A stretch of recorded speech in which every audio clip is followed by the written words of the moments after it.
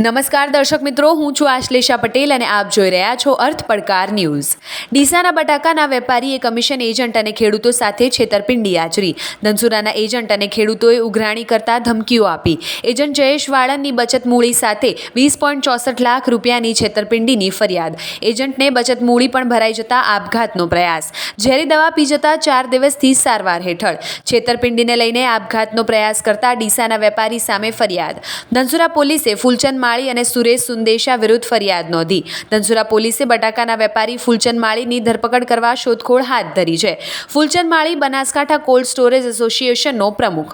આવા જ અવનવા સમાચારો માટે જોતા રહો અર્થ પડકાર ન્યૂઝ. રિપોર્ટર રસિક પટેલ, ભિલોડા. જોતા રહો અર્થ પડકાર ન્યૂઝ અને અમારી ચેનલને લાઇક, શેર અને સબસ્ક્રાઇબ કરવાનું ભૂલશો નહીં.